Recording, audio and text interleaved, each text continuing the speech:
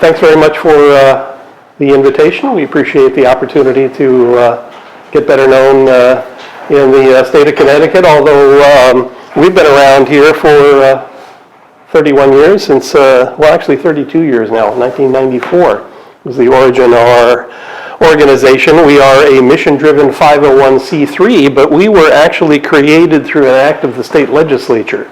We're not a state agency. We were created expressly for the purpose because small businesses, even 3 decades ago, were having difficulty finding capital at times.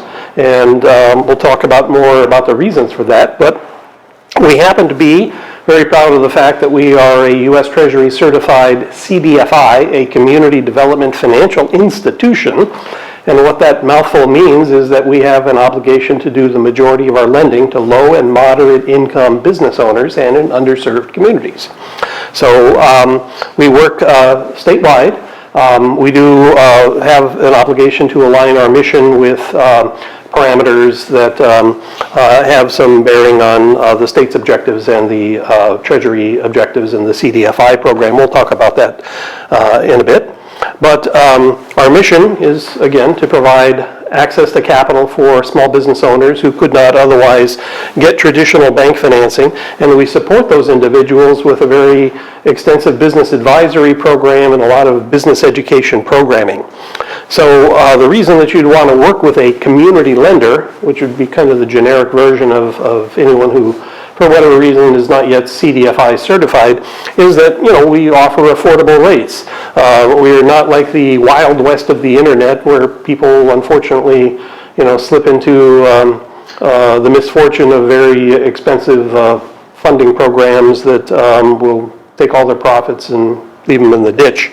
We can be flexible with our borrowers for the very reason that we are not regulated by like a bank. You know, we do have regulations to abide by, but you know, what's happened in our society, honestly, is to protect the stakeholders of the banks, you know, the shareholders and the depositors.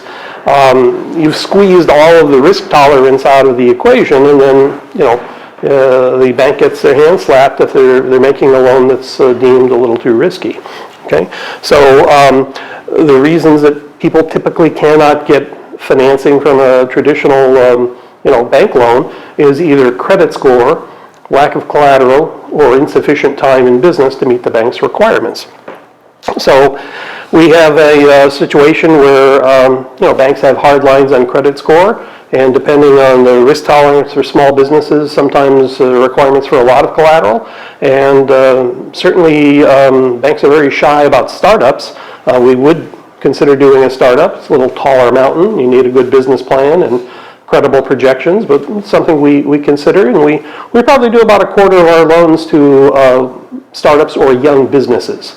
So again, those are businesses that the banks are shy about until they're clearly showing profitability. So as I said, that we do need to align our mission with some requirements that have been set out over the years. For instance, the state has what's called ticks and picks in the statute, targeted and public investment communities.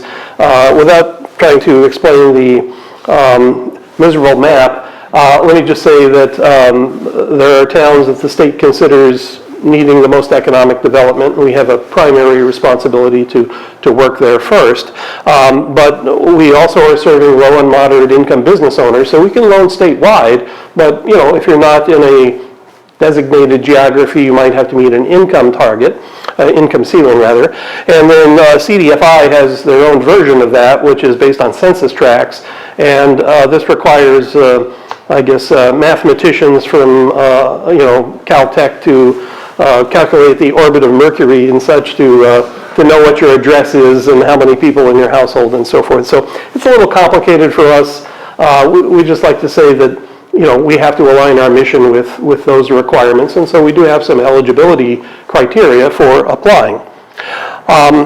We provide a variety of different kinds of small business lending. We happen to be the state's leading SBA microlender, and we have been for the last 13 years.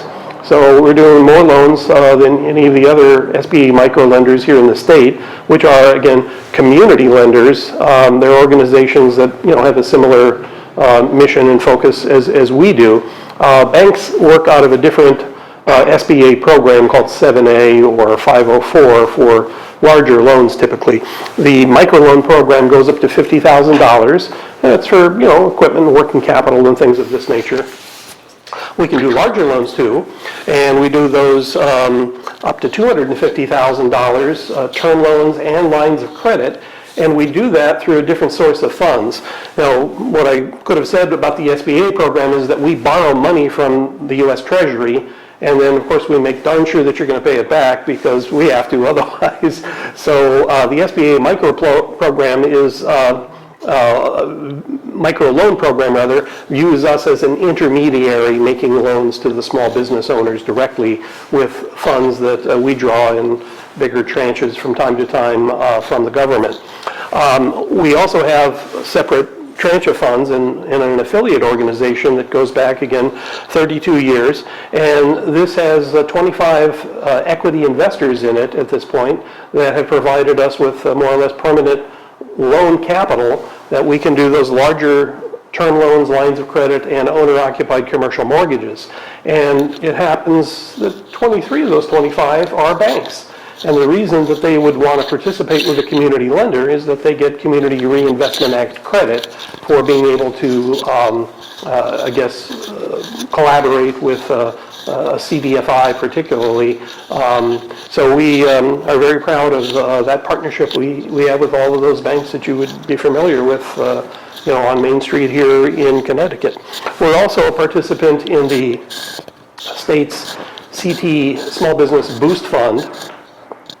That happens to be a low-interest program that is based primarily on cash flow, and so there are a number of requirements for businesses that want to access that program.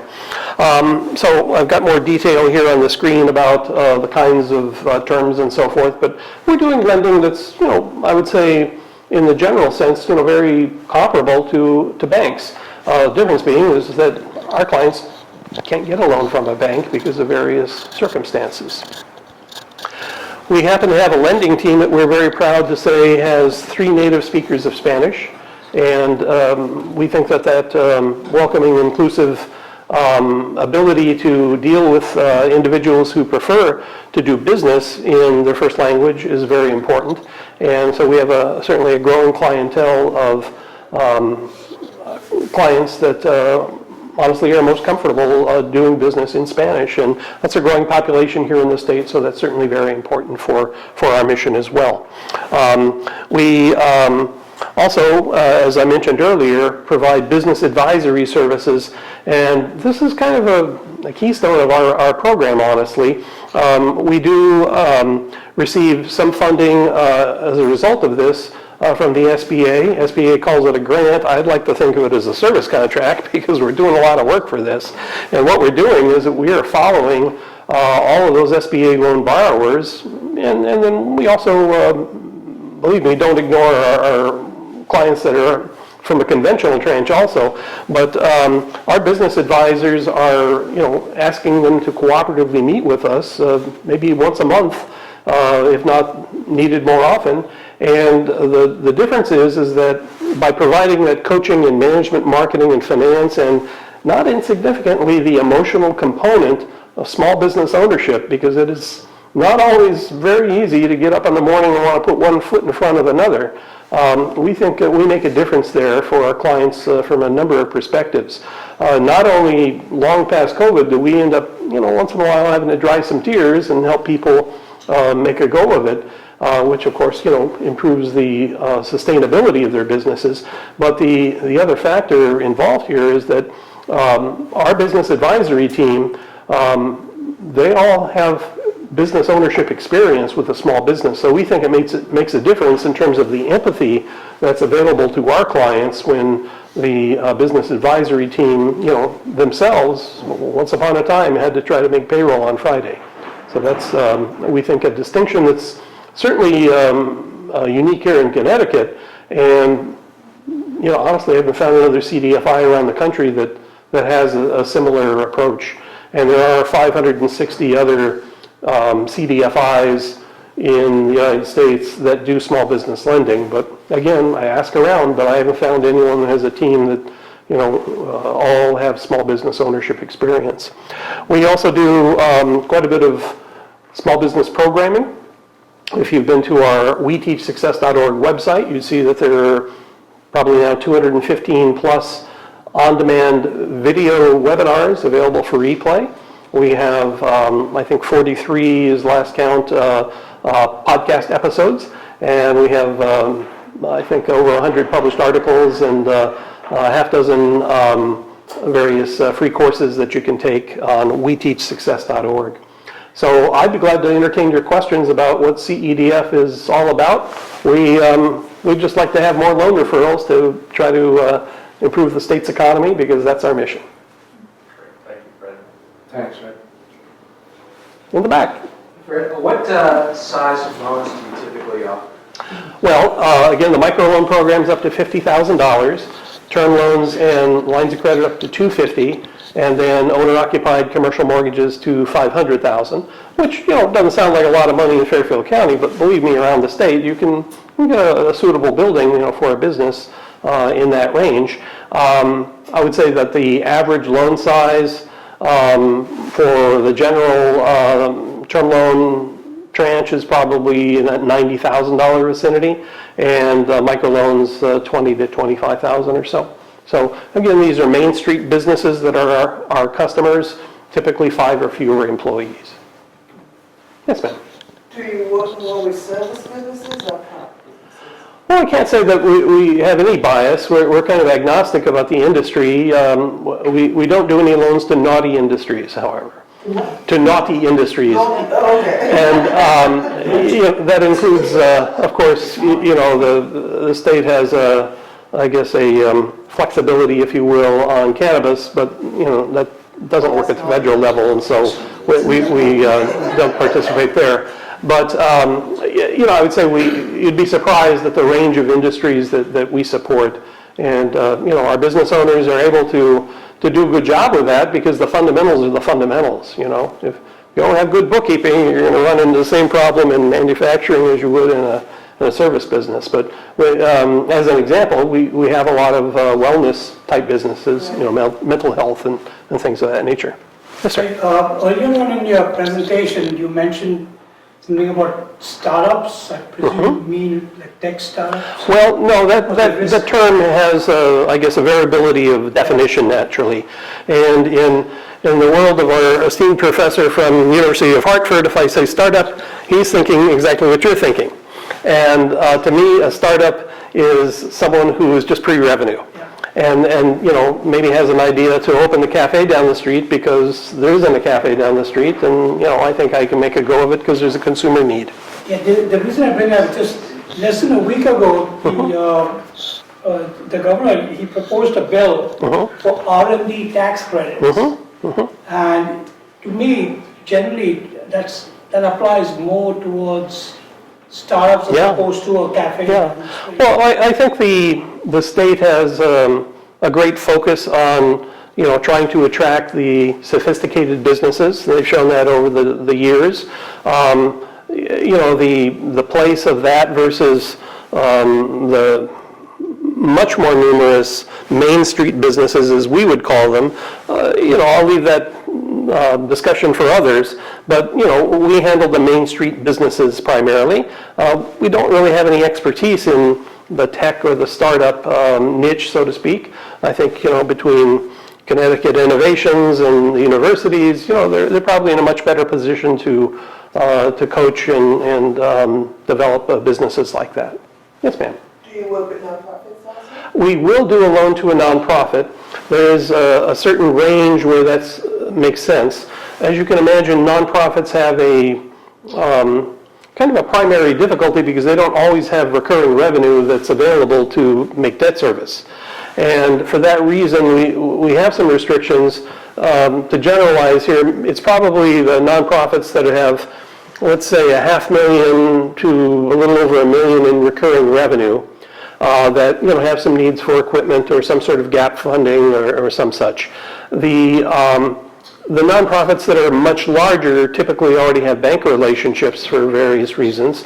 The ones that are smaller than $500,000 in recurring revenue, oftentimes they're having trouble with traction and maintaining stability at times. And so, as you well know, there are innumerable hobby nonprofits here in the state that, do not yet have the maturity of having, proper governance and having the stability. So, we do get inquiries about nonprofit funding, but, it is a debt service type of instrument, and you got to be able to repay the loan, and that mathematics doesn't always work out for a nonprofit that's in those early stages.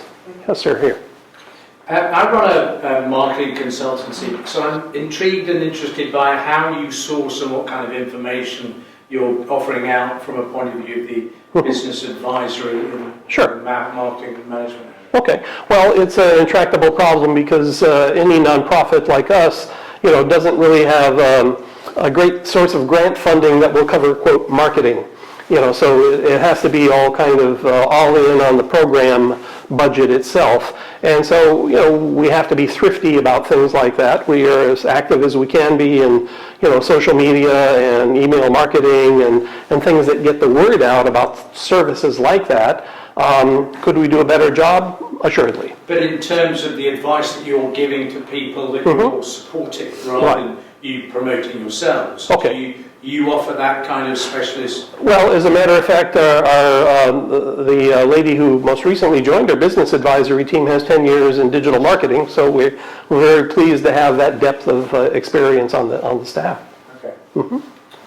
So, Upper Albany Main Street is a program that Yes, the University Hartford of has worked with, yes.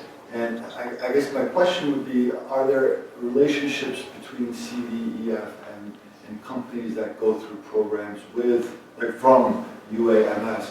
So let's say you go through that program, whatever number of weeks, and then some of the state maybe takes or subsidizes a couple of points on that loan. It allows you to, execute that asset. Well, that's an interesting idea. Here's how we've approached that. And the state's not a source of funding for us in any way, although we've done contract work for them for loan originations at times. They had the Express for Loan program 2011 to 2014. We were one of 5 organizations that did originations. But we don't get any state money to run the railroad or for loan capital or anything of that nature. We're self-supporting. But what we have done, following up on your idea, is that we've gone to regional foundations, New Haven Community Foundation, Hartford gives, and we've established what we would call credit assistance programs. And by having a loan guarantee fund available for the lender to be able to maybe be a little farther out on the branch in terms of risk for a particular range of clients that are, they're close to meeting loan policies, but there might be some reason that we're not quite there yet.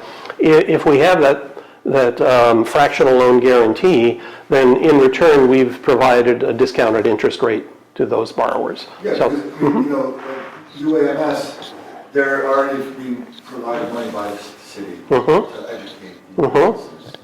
And so what a nice candidate of the lower risk people to Sure. invest into, I would just imagine, right? Right, yeah, and to the degree that University of Hartford has a philanthropic foundation, we would encourage them to want to replicate that program for students, for instance. That would be an idea. Yeah. Yes, sir. Fred, have you ever worked with the Connecticut Main Street Center? Yeah, we know those folks, and we'll be exhibiting at that program coming up here soon. Great. Yeah. What else is on your mind here this morning? Okay, if not, One last question, anybody else? okay. Well, I thank you very much for your time and attention.